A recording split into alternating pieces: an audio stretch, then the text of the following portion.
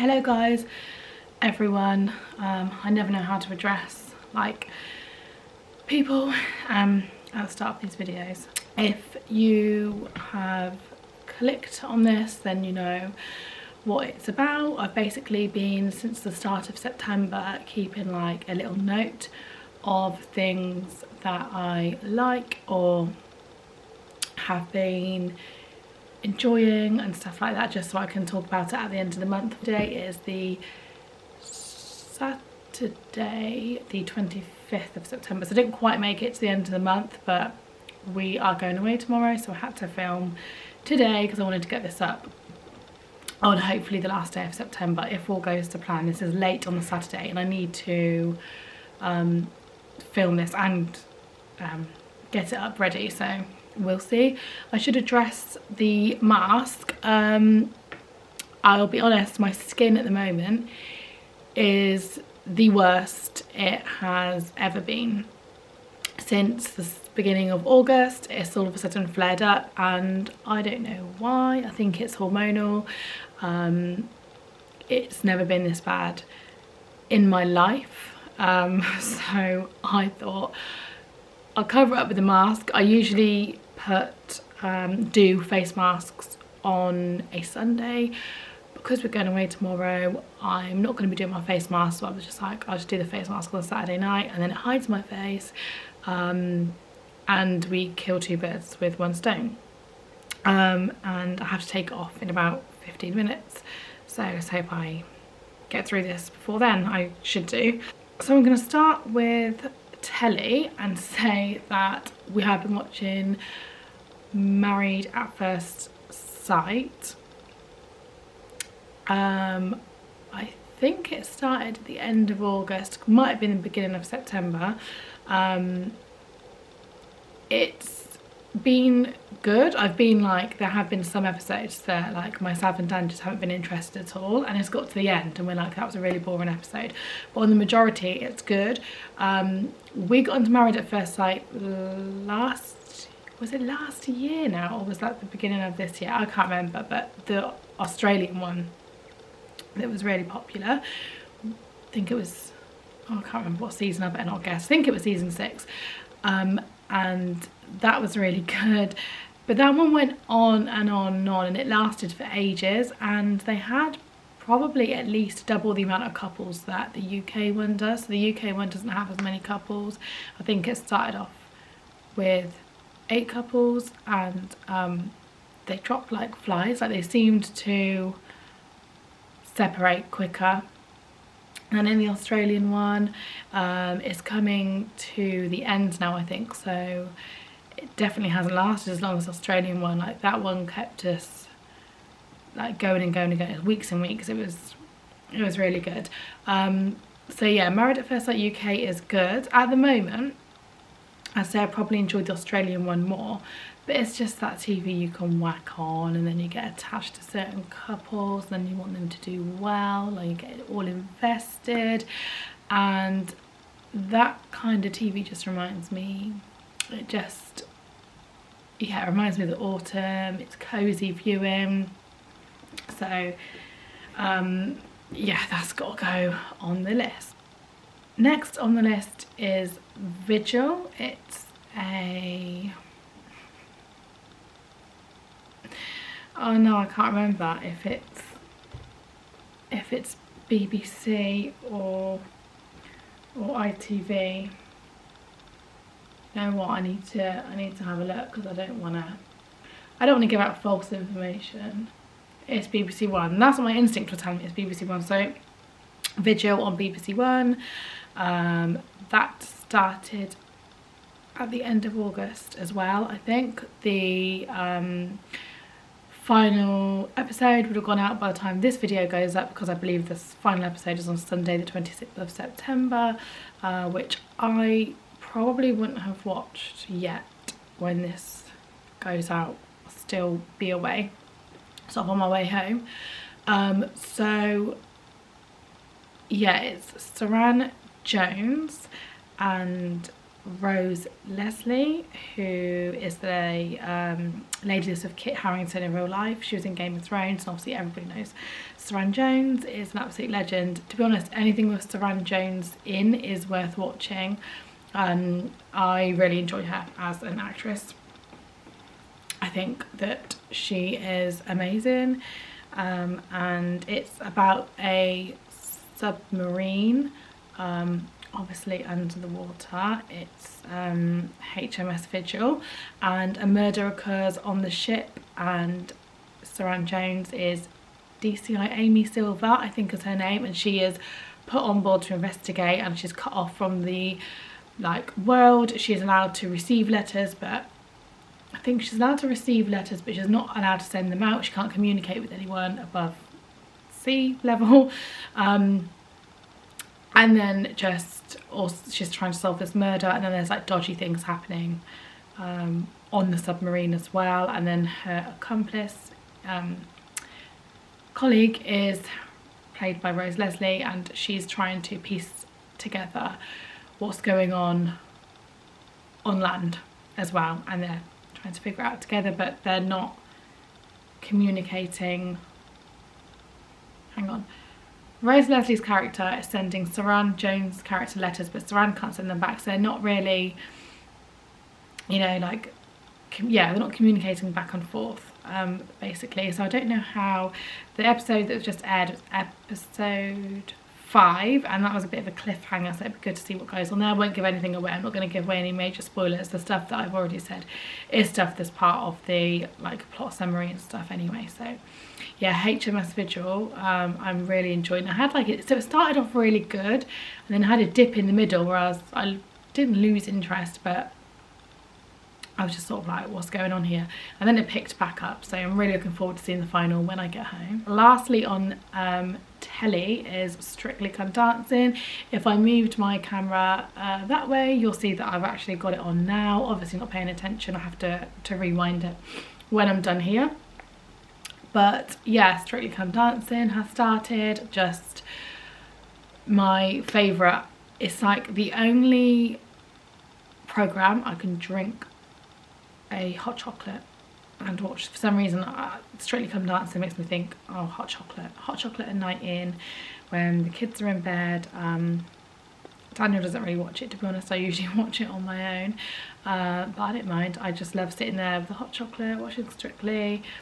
Just the makeup and the dresses and the hair and the songs. I like Movie Week's my favourite, and then it ends not long before Christmas, like a week or two before Christmas. So I just love it all, the run up, and yeah, it just makes my Saturday nights on. Oh, I'm getting distracted by it now that I've looked at it, but it makes my Saturday nights in the autumn / winter. Yeah, that's all on the telly, so I'll move on to beauty now. And so I mentioned earlier, my skin is awful, really bad at the moment. So I've basically switched my entire routine. I got in contact with the people behind The Ordinary products, and I basically sent them pictures, and they ask questions about your skin, and then they send you back through email like an AM suggested routine and a PM suggested routine that should help your skin. So I bought all the products they suggested, which was 5 different products, and it came to £30, which is really good. And I have been using the products properly in their complete order as of yesterday. It said to switch over each product one by one, so I've been using it for 2 weeks gradually, but I've been adding like a product in at a time. So only yesterday, the Friday, have I started doing the routine fully, so it'll be interesting to see what happens there. But I just wanted to pick out a particular product and say I'm going to embarrass myself here because I don't know how to pronounce it. Niaminoside. That's how it looks. I think that's how you say it. In particular, I'm enjoying. It'll be really good to see, I think in around 4 weeks as of yesterday. Whether it's made a difference to my skin or not, but I just want to say the niacinamide. So you put 2 it's like in a pipette, and you put 2 drops like in your fingertips, rub it all together, and it manages, you know, it spreads to your whole face. It's got like a nice silky feeling to it. It just makes your skin feel so nice. The ingredients in it, you know, help to combat like redness and acne. So, and you can feel, it's hard to explain, but you can sort of, it doesn't burn my skin, but like kind of tingles, not in like a hot, I'm reacting to this kind of way. I mean, you know, in like a good, you can feel it working.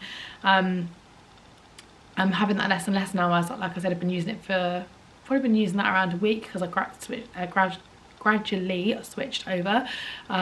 But it's just, you can feel it working, and it's got a nice feel, makes your skin feel soft. And just, I've just noticed that product in particular is like standing out. But it'd be good to see what the whole range does to my skin as a whole. I've been taking pictures and documenting everything with my skin, so I'm going to be making a separate video completely on The Ordinary and everything I've been doing there, and then probably like review it. But once I've used it, it'll be ages away yet, because I need to give it time to work, if it's going to. The second beauty wise product is the Olaplex. I've started using Olaplex for my hair. My hair is just, I feel like it's lifeless, it's dull and like damaged from heat, just frazzled. And so I ordered the range. I ordered numbers 3, 4 and 5 from the range, which is the Olaplex shampoo and conditioner, and the Bond, what's it called, what is the actual, I just call it number 3 because it's number 3, but it's got an actual name. Okay, so Hair Perfector, and it's rumoured to work wonders for your hair and heat damage, and make it silky and shiny and healthy and soft and light and everything. I have actually run out of my number 3, and I started using it, so I've used it 4 times, and it's run out. And if you look into how much they are not cheap.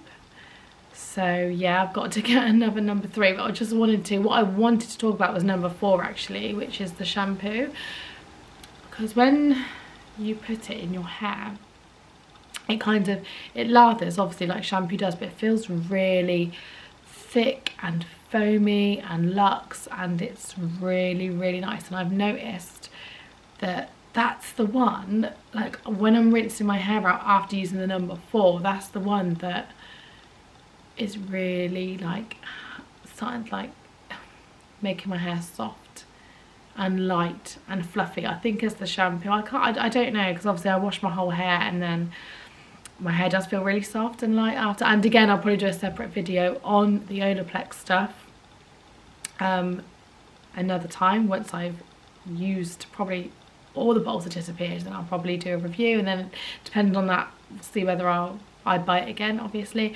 But I just want to say the number 4 is like heavenly on your hair. Like I think I actually, as I was like rubbing it into my hair, my mouth must have dropped open at how nice it felt. I've never had a shampoo that's felt that nice. It doesn't really, I'm trying to think if it has like a scent, and I can't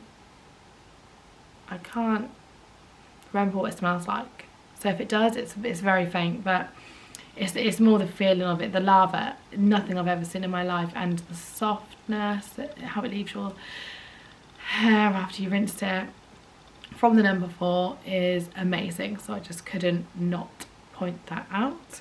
And then lastly on beauty is the My Skin Matters moisturizer.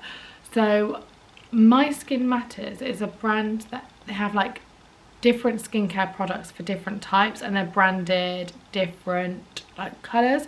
So I got some stuff from the orange range of My Skin Matters because it was for dull and tired skin, and it had vitamin C and a little SPF boost in there. I thought that was perfect for my skin. My skin is, I think, very dull, very tired, grey. It's lacking in something.